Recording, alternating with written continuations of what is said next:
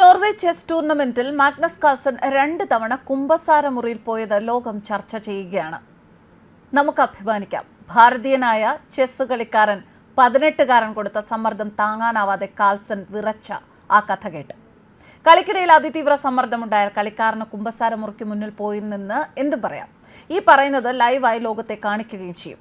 ഈ കളിയിൽ പ്രജ്ഞാനന്ദ നൽകിയ സമ്മർദ്ദം താങ്ങാനാവാതെ ചെസ് ലോകത്തെ അധികായനായ മാഗ്നസ് കാൾസൺ 2 തവണയാണ് കുമ്പസാര മുറിയിൽ പോയതത്രേ.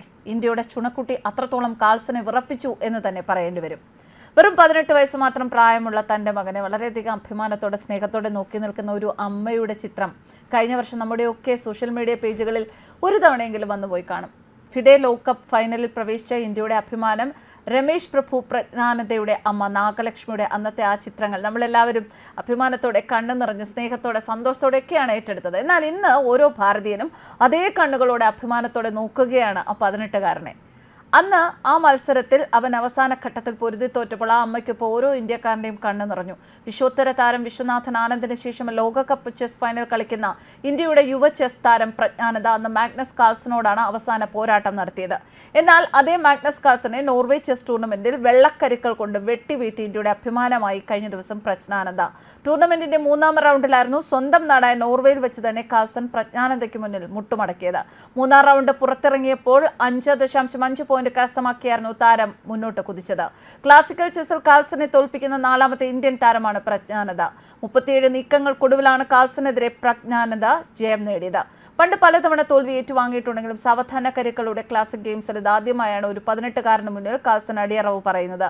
ക്ലാസിക് ശൈലിയെ ആയുധമാക്കാതെ പ്രകോപനമുണ്ടാക്കുന്ന ഓപ്പണിങ്ങിലൂടെ പ്രജ്ഞാനന്ദയെ ഞെട്ടിക്കാനായിരുന്നു തുടക്കത്തിൽ തന്നെ കാൾസൺ ശ്രമിച്ചത്. എന്നാൽ പ്രജ്ഞാനന്ദ പതറിയില്ല. കരുത്തുറ്റ നീക്കങ്ങളിലൂടെ ആ ചെറുപ്പക്കാരൻ കാൾസൺ അക്ഷരാർത്ഥത്തിൽ വെല്ലുവിളിയാവുകയായിരുന്നു. സദാസമയം ടിവിയുടെ മുന്നിലിരുന്ന 3 വയസ്സുകാരൻ പ്രജ്ഞാനന്ദയും 7 വയസ്സുകാരി ചേച്ചി വൈശാലിയും പഠനത്തിൽ ശ്രദ്ധിക്കാൻ മാതാപിതാക്കൾ വാങ്ങിക്കൊടുത്ത ആ ചെസ് ബോർഡ് ഇപ്പോൾ അവരെ കൊണ്ട് ലോകം കീഴടക്കിക്കുകയാണ്. മക്കളെ വഴിതിരിച്ചുവിടാൻ അന്നവർ കണ്ടെത്തിയ ഉപായം പിന്നീട് ആ മക്കളുടെ തലവര തന്നെ മാറ്റി. ചെസ്സിനോട് മക്കളുടെ താല്പര്യവും കൂടി വന്നു. പരിമിതിക്കുള്ളിൽ നിന്നുകൊണ്ട് തന്നെ മികച്ച പരിശീലനവും മാതാപിതാക്കൾ അവർക്ക് നൽകുകയായിരുന്നു. കാൾസനെ വെറും ഒരു 18കാരനായ ഭാരതീയൻ വിറപ്പിക്കുമ്പോൾ അത് ഭാരതത്തിന് ലോകത്തിന്റെ മുന്നിൽ അഭിമാനിക്കാനുള്ള മറ്റൊരു വക കൂടിയാവുകയാണ്. ഇത് തന്നെയാണ്, ഇത്തരത്തിലൊരു വിജയം തന്നെയാണ് പ്രജ്ഞാനന്ദയുടെ അച്ഛനമ്മമാർ ആഗ്രഹിച്ചിരുന്നത്.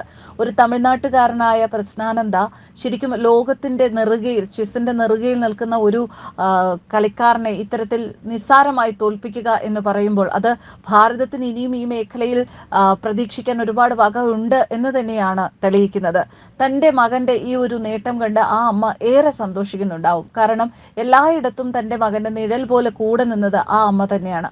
ആ അമ്മയുടെ ശ്രമം തന്നെയാണ് ഈ മകനെ ഈ 18ാം വയസ്സിൽ ഇത്രയധികം പ്രശസ്തനായ ഒരു ലോക ചാമ്പ്യനെ മുട്ടുകുത്തിക്കാൻ പ്രാപ്തനാക്കിയത്.